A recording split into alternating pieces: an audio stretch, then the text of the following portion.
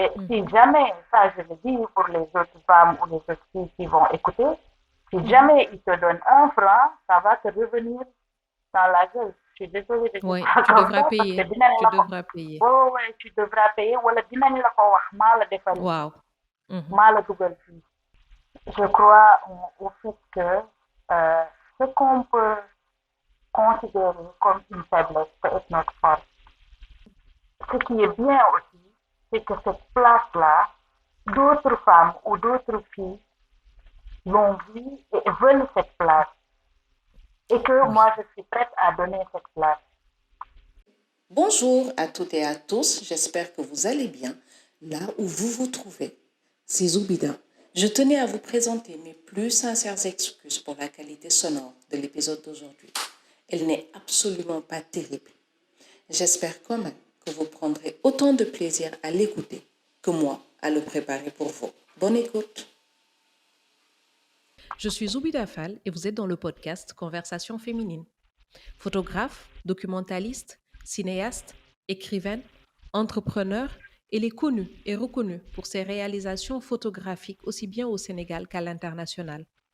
Elle débute son parcours par des études en économie à l'université Cheikh Anta Diop de Dakar et les arrête au bout de 2 ans. En 2011, sa passion pour le hip-hop l'a conduit à rejoindre Africulture Ban, où elle reçoit une formation en production audiovisuelle et se spécialise dans les techniques d'enregistrement. Elle y gère aujourd'hui le centre de documentation Urban Doc. Parallèlement à sa carrière de photographe, elle a partagé ses perspectives sur la vie quotidienne à Dakar en tant que co-auteur du livre Networking à Dakar. Elle a également représenté la photographie sénégalaise au 8e jeu de la francophonie en Côte d'Ivoire en 2017. Elle est la fondatrice de Makosi Productions et membre fondatrice de Genji Hip Hop, une association regroupant des femmes artistes hip hop, des féministes et des actrices culturelles. Sa maison de production a collaboré avec de nombreuses organisations prestigieuses, notamment Plan International, Action Aid UK, l'UNESCO et plein d'autres au Sénégal comme à l'étranger. Elle sort en 2020, issue de Secours, livret autobiographique combinant texte et images, dans lequel elle raconte sa résilience de victime de violences sexuelles. Artiste polyvalente et inspirante, passionnée par la photographie, le hip-hop, la culture et la résilience, Junichi Inamoto, Ina Makosi, Ina Cham, Ndeifatou Cham, bienvenue dans Conversation féminine. Ah, c'est trop bien ça. Ah, je dis là. Documentation bi mot na. Ina moto, Motna. ay ko la wax ina moto. Bilaay. Loolu liggéey wato suñ kala la. Hein? Génnewu C'était? ma si wato. Non, je te jure, et j'ai trouvé sur Internet. Je suis allée. Par contre, dans xol waso naka wo après ni ka ndax li yow yaa ma ko wax wala waxuloo ma ko. Non, moom la, moom la. Ça, c'est certain. Elle a vendu la mèche. Comment vas-tu, Ina? Ça va Hmm? bien. Et toi? Ça va, yang si jam. Ça va, alhamdulillah.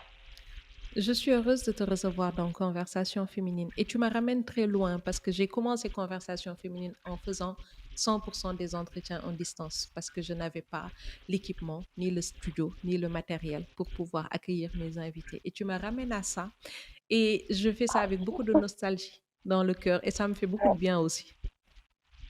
Ah, alhamdulillah, parce que c'était un peu, je trouvais un peu dommage de ne pas pouvoir être là, mais heureusement que on a cette alternative. Parce que comme ça ramène de belles souvenirs, si yow Mhm. alhamdulillah. Waaw. Kontaan naa kontaan naa trop de t'avoir avec moi. Ina, si je devais commencer déjà, c'est de se dire d'où tu viens. Je sais que tu es de la banlieue, mais d'où tu viens et qui es-tu? Parce que tu as plusieurs noms et plusieurs casquettes, plusieurs vies en une seule. Si tu devais te représenter toi, pas comme moi je l'ai fait, mais toi, qu'est-ce que tu dirais? Euh, J'avoue que en écoutant biographie, ça c'était là. Ah, ah, ok, d'accord, genre, genre, c'est comme si tu m'as apprenais d'autres choses, quoi. Mhm. Et bon, moi, je suis une passionnée. Après, j'intériorise beaucoup. Mhm. Et l'art et l'écriture euh, me permet d'extérioriser tout ça. Pas tout le temps à travers des mots, mais à travers des images, à travers des rencontres, des échanges. Euh, voilà, c'est comme ça que je peux me définir. Vraiment, je suis une passionnée euh, des échanges, je suis une élève à vie. J'apprends tout le temps des gens et j'adore donner. Donner de l'expérience, donner de l'amour et, et j'aime avancer avec les gens. Donc, après tout ça, moi je suis très à l'aise dans la photographie. Je suis très à l'aise dans les mises en scène. Et donc, c'est le média, en tout cas l'image et le média que j'utilise pour faire sortir tout ce ressenti. Voilà, je pense que c'est vraiment comme ça que je peux me définir. Et tu utilises ça et tu es dans un registre, dans une culture bien particulière. Tu tournes, tu gravites, tu vis dans le hip-hop, tu évolues dans le milieu du hip-hop, dans tout ce qui est culture urbaine en règle générale. Comment tu en arrives à ça? Comment tu le fais? Comment tu le choisis? Pourquoi d'ailleurs que tu choisis ça? C'est parce que c'est pas le chemin le plus facile quand on est une femme, en principe. J'avoue, hein, du tout. Euh, écoute, moi j'ai grandi dans une famille, une grande famille, où certains de mes grands frères, c'est des passionnés de reggae, des amateurs qui ont écouté beaucoup de reggae. Parce que là, j'avais moins de 10 ans. Donc, j'avais une grande sœur qui s'appelait Apsa, paix à son âme. Apsa était fan de hip-hop. Elle était dans la même école au lycée Limamlaye avec des rappeurs de Pikine. Donc, elle baignait vraiment dedans. Et moi, j'étais entre les deux, entre les grands frères, la grande sœur. Et j'ai grandi dans ce milieu. Et donc, à l'école, je participais aux activités culturelles, que ce soit au collège, que ce soit au lycée, et même à l'université. Donc, je pense que je ne pouvais pas, c'est quelque chose qui m'a, qui était là depuis mon enfance. Et, et après, aujourd'hui, je considère ça comme une suite logique. Mes camarades de classe au lycée, quand ils m'ont vu être dans les cultures urbaines, des années après, à agriculture urbaine, il y en a, ils m'ont dit, genre, ils étaient, ah, c'est pas surprenant que tu sois dans ce milieu. Parce que ça se voyait, en fait. C'était un Voilà. compliment ou pas? C'est pas surprenant. C'était un compliment ou c'est pas? Parce que des fois, on fait des faux compliments aux gens. C'était un compliment dans leur bouche ou pas? Je ne sais pas trop. Je ne me suis vraiment pas posé la question à savoir est-ce que c'est un compliment, est-ce que c'est là, est-ce que Hmm. vraiment, Non. ouais, non, je n'ai pas réfléchi. Parce que des fois, je sais pas si tu t'en rends compte, parce que des fois, je disais, on fait des faux compliments. Et il y en a un, par exemple, on dit, dis ou des artistes, là. Tel, c'est un artiste. Des fois, quand on dit ça, c'est pas très. C'est c'est Tu vois, gauche, c'est pour c'est ça que je te gauche. pose. Ouais, ouais, c'est pour ça que je te pose Ouais, la non, question. j'avoue. Ouais. Écoute, Parce que une écoute-moi femme qui fait du ça. hip-hop, en euh, règle générale, les gens te mettent dans une case. ah ouais, hein, à un Ouais, tel point où tu acceptes la tâche si tu ne fais ouais, pas attention, quoi. Moi, exactement. pendant longtemps, certains de mes grands frères, ils étaient genre, même genre quand je suis malade et que je reste dans ma chambre, euh, comme c'est une grande maison, il y a beaucoup de passages. Il y en a qui viennent, ils frappent à la porte, c'est pas pour entrer, c'est pour me dire, ah, ton artiste est Genre, donc un Ouais, artiste tombe malade. ouais, ouais. Ça, Artiste c'est Zounit. péjoratif. C'est ça. Exactement. Exactement. Et moi, pendant 2 ans, précisément, ma mère, qui lui demandait, elle fait quoi des fois, elle se dit, ben, je ne sais pas. Elle rentre tard, elle se réveille tard, elle fout rien. Et Donc ça, c'est parfois des approches euh, difficiles à concevoir, surtout quand ça vient de, de personnes proches, mhm. mais en même temps, c'est un challenge. Moi, Oui, oui. Mhm, j'avais le devoir de dire et de montrer que this is not a joke, que c'est pas une blague, en mhm, mhm. fait. Ouais. Mais j'imagine à peine parce que tu effleures réellement le sujet quand tu grandis dans une grande famille. On va essayer de l'aborder dans un autre sens. D'où viens-tu? De quelle famille viens-tu? Comment as-tu été éduqué? Peut-être que ça va permettre de revenir sur ça. Oui, d'où je viens précisément, je suis née et j'ai grandi à Pékin. Mhm.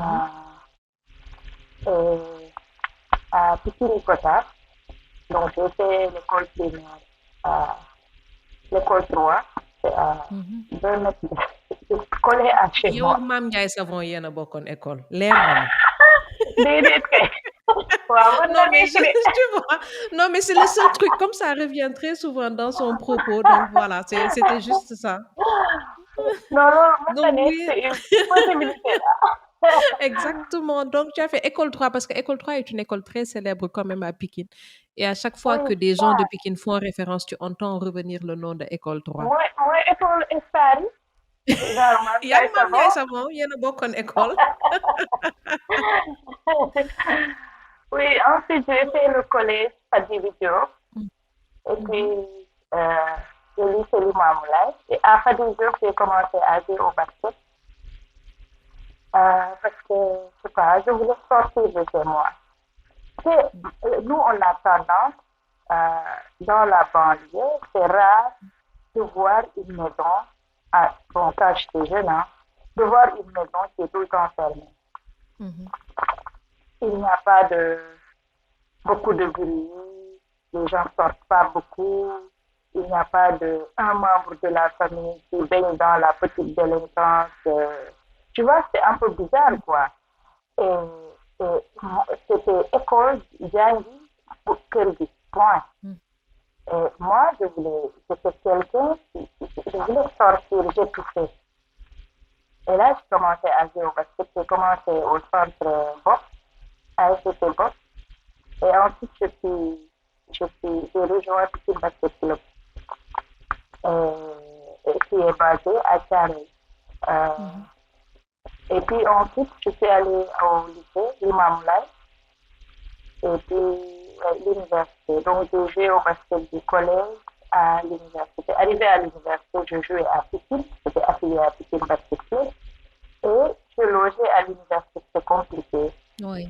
Donc, je devais m'entraîner dans la semaine à Duc, au Dakar Oui, University oui, Club, exact. pour Duc, oui. après le week-end rejoindre mon club où Ton j'ai club. la licence. Ouais, Oui. et voilà, c'est vraiment tout mon environnement, c'est entre Pékin, Thiaroye, euh, un peu de Guédiawaye parce que Limamoulaye, et puis l'université. Mhm. Voilà. Et je comprends parce que donc tu reçois, on va dire, une éducation où vous êtes à la maison, à l'école, retour. J'ai Ouais. l'impression que tes premiers pas où tu dis non, j'ai envie d'autre chose, c'est quand tu découvres le basket Oui. parce que tu avais envie d'avoir une activité. Oui, je voulais pas rentrer chez moi. Pour être honnête, c'était vraiment pas quoi. Je voulais autre chose, une autre activité. Et j'avais un cousin qui venait de Bourg et qui logeait à la maison parce qu'il devait jouer à l'Ice Douane. Mhm. Donc c'est vraiment lui qui m'a soutenu dans le m'inscrire au basket. Et aller à Pikine Basket Club, ça m'a beaucoup aidé parce qu'après mon quatrième et troisième, juste après l'école, en allant à l'école le matin, j'avais mon équipement, mes chaussures de basket dans le sac. Donc, juste après l'école, j'allais directement à Pikine Basket Club et on s'entraîne, tu rentres après tennis, quoi. Qu'est-ce qui fait Et qu'à cette époque de ça ta m'a vie, fait.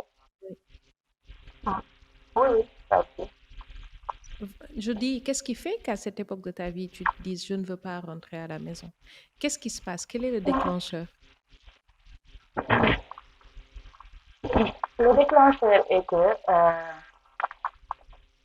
à 12 ans, oui, j'étais en CM2 à l'école 3, la fameuse école. École 3, oui. Cette année, j'ai subi la violence sexuelle Oh, d'un membre de ma famille. Genre, il est dans la maison. Et ça, wow. c'est une violence répétitive. Et j'ai jamais rien dit. Et, donc, tout le moment du collège, j'ai tout fait. Genre, je sentais son odeur, je sentais dans les toilettes, dans le salon, je le croisais, même si cette violence sexuelle avait arrêté quand je suis allée au collège. Euh, Parce que j'ai fini par dire non, je criais en fait. Tu as crié? Mais Oui. non, non, j'ai jamais crié. Oui, ok. Mais J'avais mal compris. et donc, Euh, déjà, le fait que je croise la même personne dans la maison au quotidien, ça montait, c'était de plus en plus lourd. Et comme je l'ai dit, et que personne n'a rien remarqué aussi dans la maison, je me disais, ah, ces gens-là, je déteste ces personnes, et tout le monde en réalité. Donc, j'ai souffert dans la maison. Comme, c'était jeune, hein, Bah non, oui, j'avais 12 ans. Et du coup, il fallait plus les années passées, rester plus, dehors. Oui. oui, je cherchais un autre espace, je cherchais une autre famille. Et ce que je dis là, c'est maintenant que je réalise en réalité ce que je cherchais et que j'arrive à mettre les mots dessus.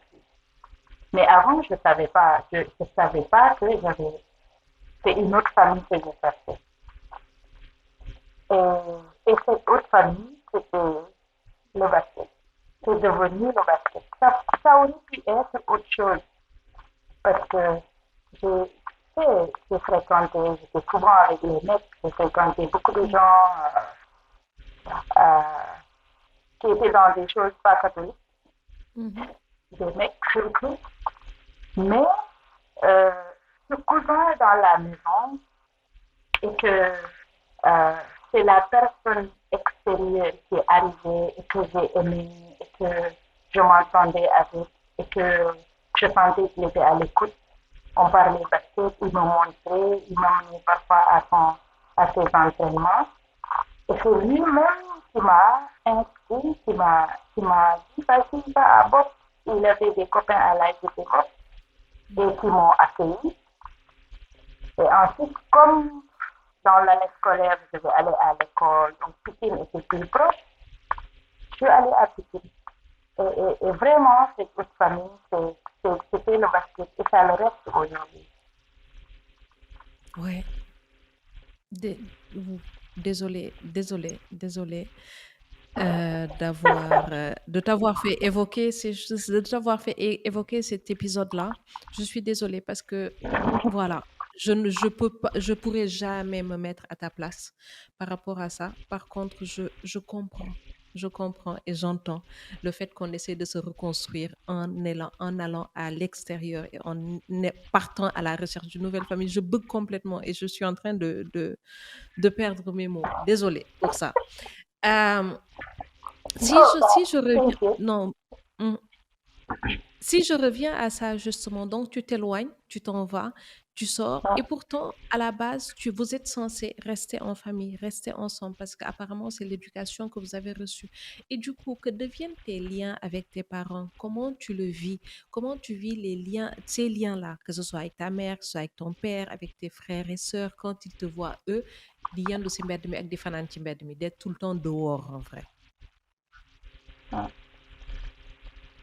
Aujourd'hui, euh, il y a une distance avec certains, ce que je trouve normal, parce que, écoute, je suis ici d'une famille de 17 personnes.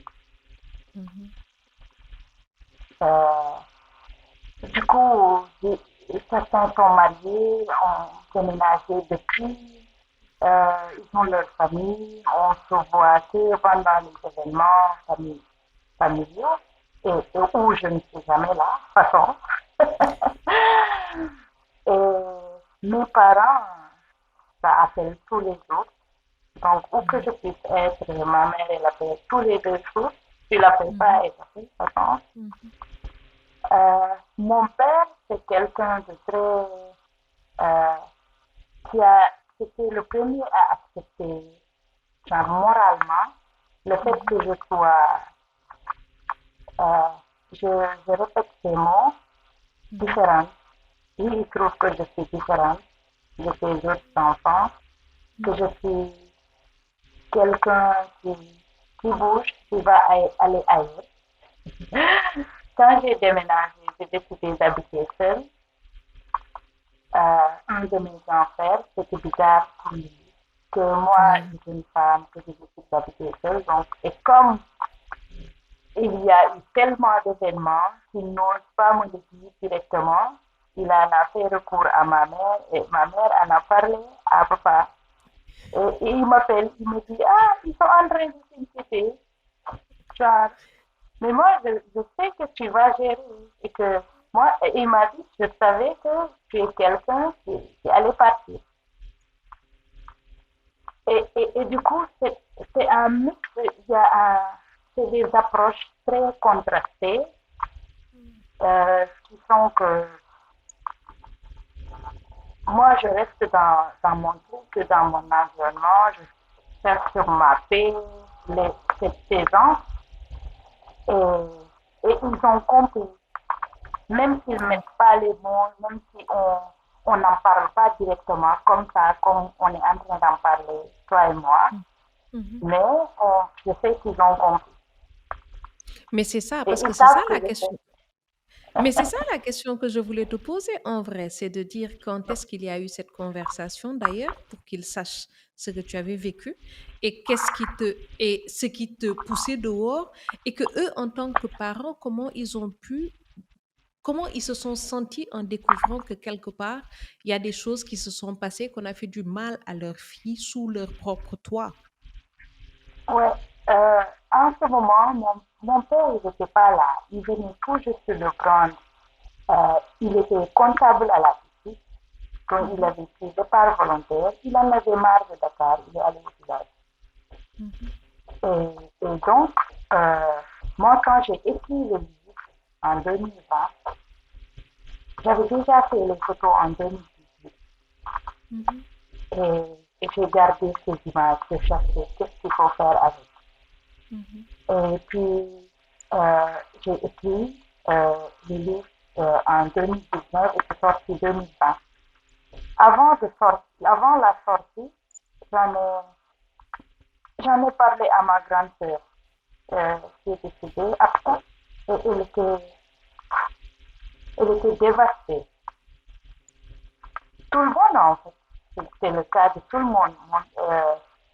Milan aussi, qui est la plus jeune, bon, à part moi. Et tout le monde était dévasté. Et du coup, c'était une réunion pas véritable parce qu'ils s'appelaient entre eux en se mhm, disant, ah, il va sortir son livre, il va passer. Déjà, ils apprennent ce qui se passe en ce moment-là, ce qui s'est passé avant, et ensuite, que j'ai décidé d'écrire et de sortir un livre là-dessus. mhm, C'était mhm, tout un débat. auquel je ne partage pas, parce qu'ils s'appellent entre eux, ils en parlent. Mhm. Et, et oui, mon père, il m'appelle pour me dire, oui, Milan, elle m'a dit telle ou telle chose. Je dis oui. Il s'est passé telle ou telle chose. Je dis, c'est exactement toutes les choses, c'est tout ce qu'il me demande, je dis exactement. Et il me fait, mais c'est qui? Je ne le dirai pas. Oui. Comme ça.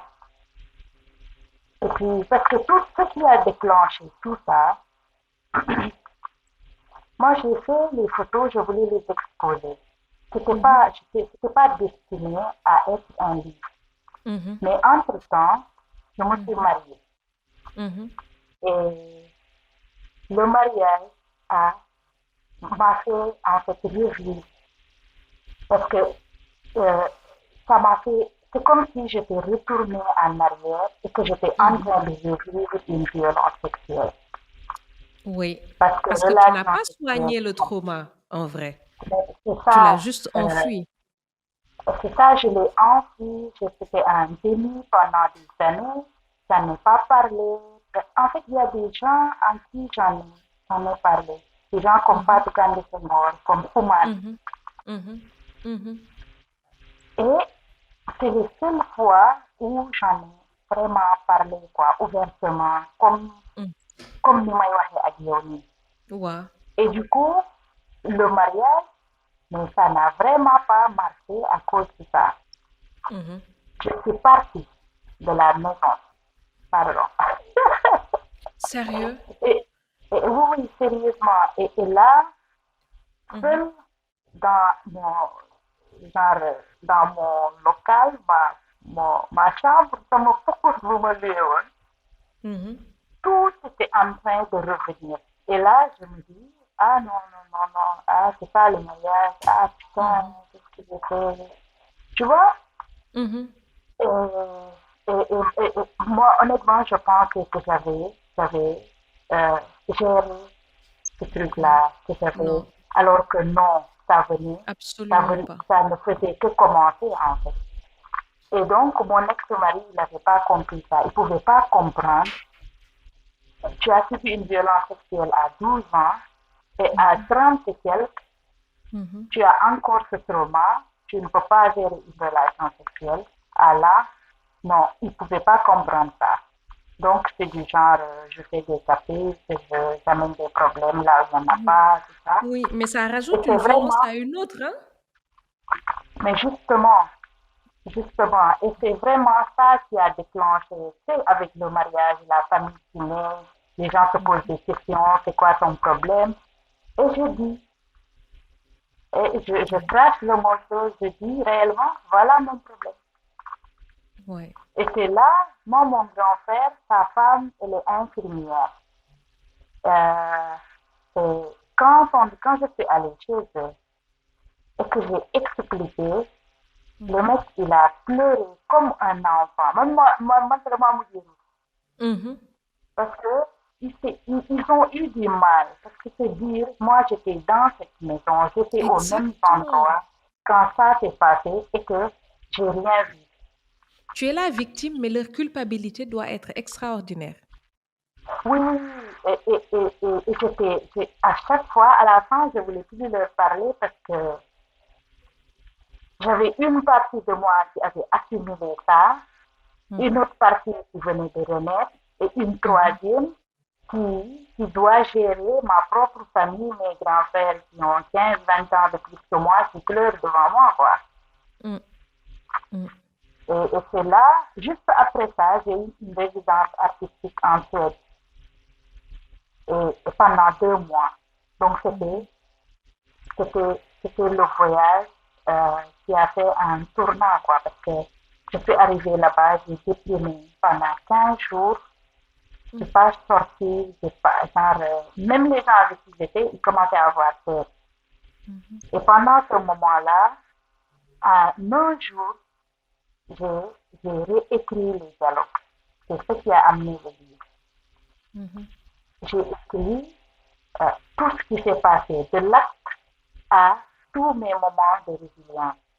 Mhm. Des dialogues, des gens qui m'ont parlé, qui m'ont enfoncé dans le trou, d'autres gens qui m'ont parlé et qui m'ont donné une lueur d'espoir, une lumière, et sans même le savoir. Hein.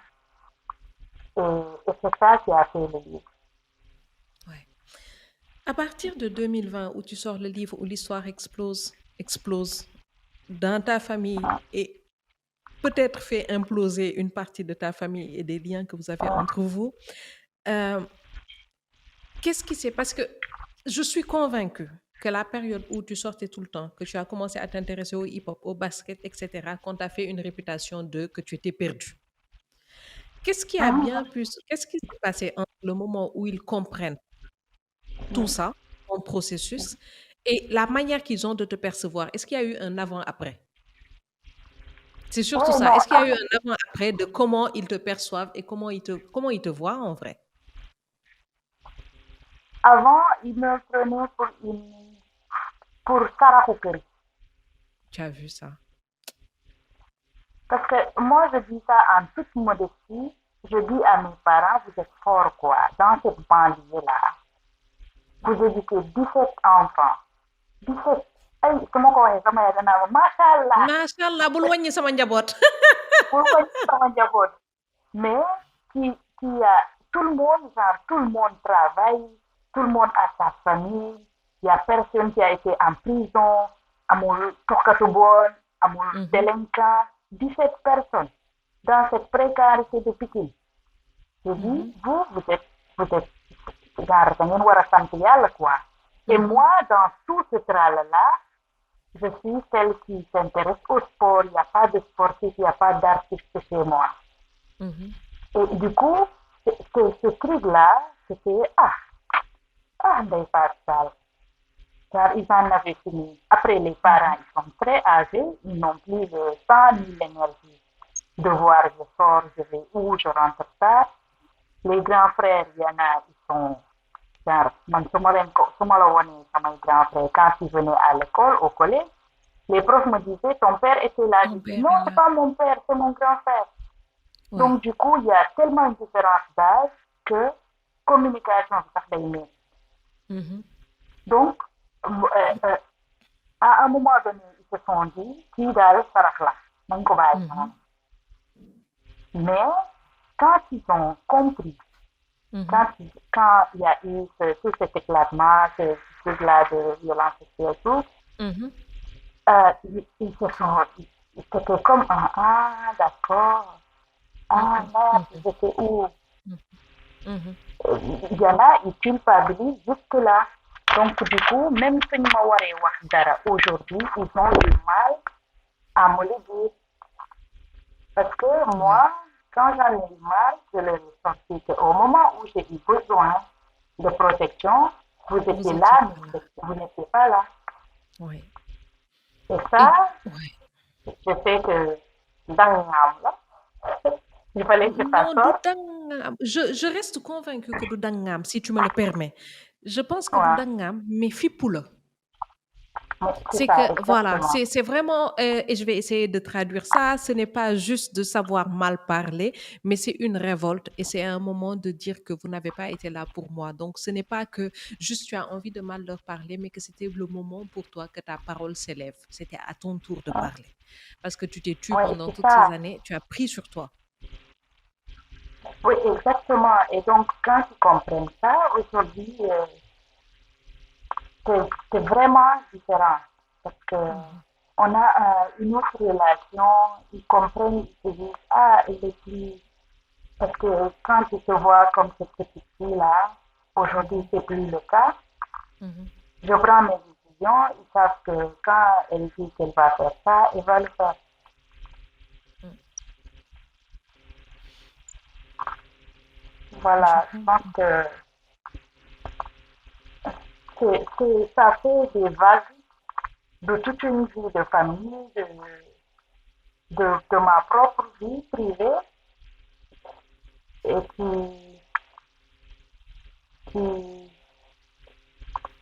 à un moment donné impacte sur mon travail, qui je suis, ma relation avec les gens, mais Je crois au fait que ce qu'on peut considérer comme une faiblesse peut être notre force. Effectivement. Ouais, et genre, je garde ces mots-là dans ma tête. Ouais, j'entends ça et je comprends tellement, tellement bien. Euh, Ina, comment vas-tu aujourd'hui? Après tout ça, comment vas-tu? Aujourd'hui, je sais pas. Ouais. Mais je vais bien, hein, écoute, je vais très bien. Mhm, Euh, je m'épanouis, j'adore le travail que je fais. J'adore les mhm, rencontres que j'ai eu à faire. Euh, et tu sais, les gens, Fatou Kandé, la première fois que on a abordé ce sujet-là, et je lui ai dit, mhm, il est resté genre une minute et il n'a rien dit. Genre, elle me regardait, du genre. Et après, elle me fait, ah voilà, du genre. Elle m'a dit, je comprends, mais je savais qu'en toi, il y avait quelque chose, une flamme mhm, qui était là, mais je ne savais pas elle est où et qu'est-ce qui nourrit cette flamme. Et elle m'a dit, Ina, tu ne peux pas être faible. Tu es plus forte que tu ne l'imagines.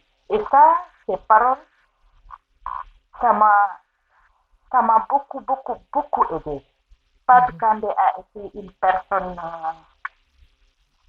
euh, je sais pas, elle a été présente d'une façon où même ma mère, à chaque fois, en fait, parce que je lui parle tout le temps des rapports que j'ai avec Fatou, des, mhm, de nos conversations, et mhm, comme elle réalise aujourd'hui que notre différence d'âge est énorme, qu'il y a mhm, des choses qu'elle ne peut pas me le dire, mhm, elle s'assure que je suis en train de parler à Fatou Kandé où que je puisse être. mhm, Donc, elle est en train de remplacer son rôle à une autre. mhm. Et du coup, il y a bien d'autres rencontres. Moi, le fait que je frappe à la porte des cultures urbaines, à Africulture urbaine, c'est une autre Mhm. page de ma vie qui s'est ouverte. Exactement, et ça nous fait la transition toute trouvée justement pour parler d'agriculture urbaine. Vas-y, je te laisse continuer. Tu vois, j'ai senti cette transition-là. Exact. Tu m'as fait la transition parfaite, donc continue. Ouais. Oui, non. Là, je suis venue. Moi, j'ai été éduquée en, en pensant que réussir, la réussite, c'est quand tu as une belle maison, quand tu as des Mhm, diplômes, quand tu es dans un bureau, là, tout ça, mhm, propre. mhm, Quand je suis allée à mhm, Agriculture urbaine, j'ai vu des gens qui n'ont pas le bac et qui, tout leur quotidien, c'est écrire des projets, chercher les fonds, créer une école alternative pour des jeunes. Et ça, c'était l'idée de Wasso. On a fait l'examen euh, et on s'est dit, elle me dit, mais allons voir, allons visiter la situation africaine. Donc on y est allé comme ça. Et ça, c'était c'est pas, c'est une claque quoi. Je me suis dit, mhm, ah, eux là, ils sont plus importants. Qui a dit qu'il a réussi à avoir des diplômes? Eux là, ils servent à quelque chose de. Et du coup, je suis Wallahi. retournée tout le temps. J'y allais tous les jours. Je devais faire la session d'octobre. Session Mhm. d'octobre, je ne suis pas allée. Nga bàyyi. Et ouais, hein, ma bàyyi sama yaay wax ko sonn waaye yow waroo woon def session d'octobre ma ne ko man université c'est fini. Et c'est Ouais. comme ça que j'ai appris énormément de choses, mais surtout quand je suis arrivée, en fait, comme j'étais dans un trauma qui a duré, Mhm, mon rapport avec les gens, c'était en fonction de comment toi tu me regardes. Est-ce que tu as compris ce que je garde? Est-ce que tu mhm, t'inquiètes de comment je suis coiffée? Est-ce que tu te préoccupes de comment je suis habillée? Les gens, ils s'en foutaient complètement. Genre, qu'est-ce que tu as dans la tête comme mhm, idée? à quel point tu es dédié à faire quelque chose. C'est ça qui importait. Et je trouvais ce milieu safe pour moi. Mhm. Je n'avais pas de jugement et je n'étais pas obligée de dire d'où je viens, par où je suis passée pour qu'on m'accepte. Et c'est vraiment pour ça que je suis restée là. C'était un endroit safe pour moi. Mhm. Il n'y avait que des hommes, hein. Ouais. Paradoxe. Africulture Urban est un endroit safe pour toi, mais le milieu du hip-hop en tant que femme, ça se passe comment? Parce que pour moi, c'est deux choses. Ah, ah. Oui, c'est deux. J'en viens. Après, je vais te dire une chose, c'est que les gens aussi, dans le milieu du hip-hop, ce que j'ai remarqué, et ça s'est passé avec moi aussi, hein, ils sont, euh, ils sont open que toi, que tu sois le boy de suñu élément là, sama boy Mhm. là, Mhm. c'est bien. Mais quand ce boy là apprend des choses, euh, euh, s'impose, hausse la voix, ah, elle devient un problème. Mhm. Et c'est ça, en fait. C'est exactement ça. C'est Mhm. le fait que, surtout quand tu es une femme, il faut que il y a, y a, y a trop de compromis. Et puis, il faut pas que tu ngay imposer ou quoi. Mhm. Waro imposer wu. Waro doo Mhm. bañ. Mhm. Ou da nga war a kii fi ligne bi nii la ñuy doxee. Non, man su ma doxewul noonu, je marche pas comme ça. Je fonctionne Mhm. pas comme ça. Je crois pas en ça. Moi, je n'hésite pas plus à dire non, je veux pas, je sais pas. Mhm. Et quand ça commence à arriver là, où tu es autonome, où tu n'as rien en termes week-end, tu ne demandes Mhm. pas le transport pour rentrer, tu ne demandes pas pour acheter un sandwich, même si tu n'as zéro Mhm. franc dans ta poche.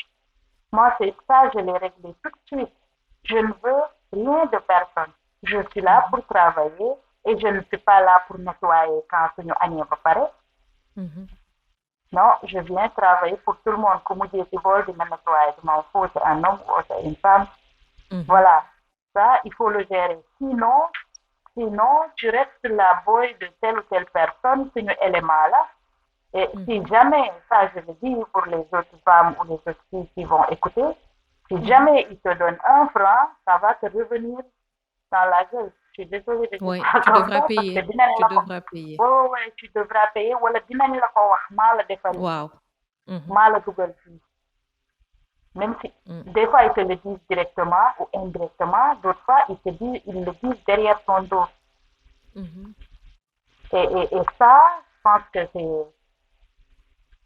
c'est le combat perpétuel. Mhm. C'est le combat de toute la vie. Après, Mhm. dans d'autres milieux, ça peut exister, mais je ne maîtrise pas. Mhm. Euh, mais c'est ça, hein. Ouais. Il faut vraiment se battre doublement. C'est-à-dire tout le temps créer une carapace qui te protège, refuser des choses pour se protéger demain, et puis être productif. Ça a été un challenge pour moi, être productif dans la mesure où je ne peux pas être dans cet endroit où il y a 10, 12 personnes, que des hommes, ils font des choses et je suis là, je ne fais rien. Je dois faire comme eux, parce que je suis là pour Tu dois ça. faire comme Ensuite, eux ou tu dois faire plus qu'eux? ben justement, plus. Et en Mhm. plus, faire pour que chez moi, ils sachent que, genre, ce truc-là, c'est pas une blague. Parce qu'un endroit, quand une fois, enfin, j'allais dire, tu trouves un endroit safe, tu fais de sorte que cet endroit fonctionne. Mhm. Parce que Africulture Urbaine, pour moi, c'est plus qu'une association de hip-hop. Mhm. C'est une partie de ma vie qui est là. Donc, il ne peut pas être plus important pour quelqu'un d'autre que moi. Mhm. Et il fallait que je mette quelque chose sur la table, en fait. Autant pour mes, mes camarades de l'association, mais autant pour chez moi aussi, qui comprennent que c'est pas une blague. Mhm. Mhm. Je comprends. Je comprends. Hein. je comprends très, très, très bien. Euh, on arrive à la fin, quasi à Ah, la fin de déjà? cette conversation. Ok. Tu as vu, c'est passé vite. J'ai passé du bon temps avec toi, du temps de qualité, Moi, avec énormément de choses. Euh, je finis toujours avec deux questions, mais là, la première, j'ai du mal à te la poser parce que je l'ai entendue tout le long. Parce que quand on fait conversation féminine, ce qu'on interroge, c'est la place des femmes, la place que chaque femme, parce que chacune d'entre nous, on a une place qu'on nous a plus ou moins assignée, rien que par le fait d'être une femme. Sans compter que des fois, nos familles nous assignent des places en disant, je veux que ma fille soit ça, ça, ça, ça. Donc, on interroge les places qu'on nous a assignées à ce que nous en avons fait. Sauf que moi, je vois très bien ce que tu as fait de ta place, comment tu t'es frayé ta place. Mais je vais quand même te poser la question. Aujourd'hui, Ina, est-ce que tu es à ta place, à la place que toi-même tu as choisie? bah, Mm. oui, hein. Moi, je pense que, je ne sais pas, je peux me tromper, je dis ça avec beaucoup de modestie, Oui. mais je pense honnêtement que la place que je voulais,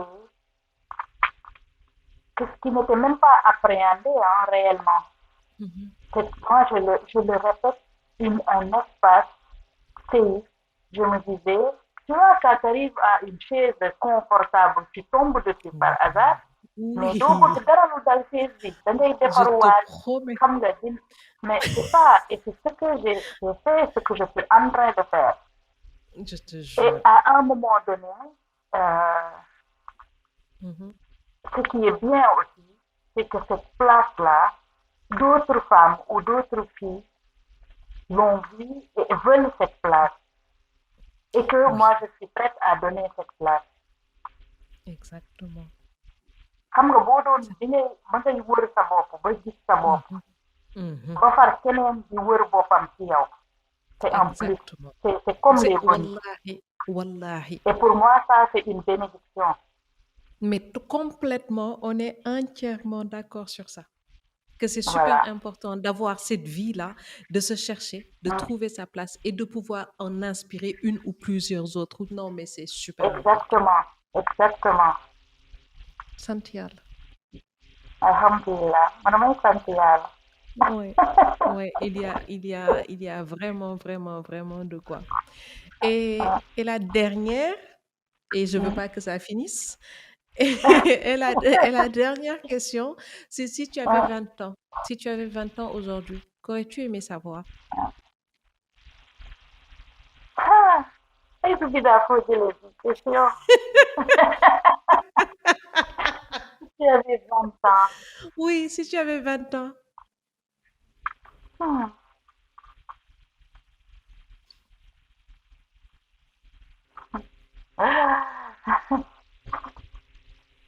Si j'avais 20 ans en ce moment-là, Nini. j'aurais aimé qu'il y ait que le train là, le fameux train du film Six à Bamako. Mhm. Je sais pas si tu connais le film. Je le connais, oui. Ouais, j'aurais aimé qu'il existe des trains qui lient les capitales africaines et que je prenne Mhm. mon sac à dos et mon appareil et je plonge dans le Ah, train pour c'est faire le magnifique. tour. C'est magnifique. C'est Ah, vraiment ça, magnifique. c'est ce qui me vient tout de suite en tête. Ouais, je comprends parfaitement. Ah, Merci, merci, merci beaucoup, Ina, d'avoir accepté de participer à cet épisode de Conversation féminine. Merci infiniment merci pour le temps que à tu nous as toi. accordé. Tout le Merci. plaisir Mais était c'est pour moi nous. qui te remercie. C'est un honneur d'être avec la grande Zoubida Fall. Mais non, c'est moi qui suis honorée d'avoir des gens, des invités tels que vous. C'est moi qui suis honorée d'avoir ça. Ah, Et ñoo ko je vais bokk, c'est normal. ça me fait super plaisir et je vais en profiter pour dire à tout le monde que vous êtes de plus en plus nombreuses à nous écouter. Aujourd'hui, Mm. Conversation féminine est écoutée dans 1314 villes et dans plus d'une centaine de pays. Et donc, je suis heureuse. Continuez vos écoutes, continuez à partager, continuez à nous laisser des reviews sur les différentes plateformes de podcast. Merci pour votre présence. Merci pour tous et pour tout. Et encore une fois, merci beaucoup, Ina, pour cette conversation. Merci beaucoup. Merci Merci à toi. beaucoup. Ok.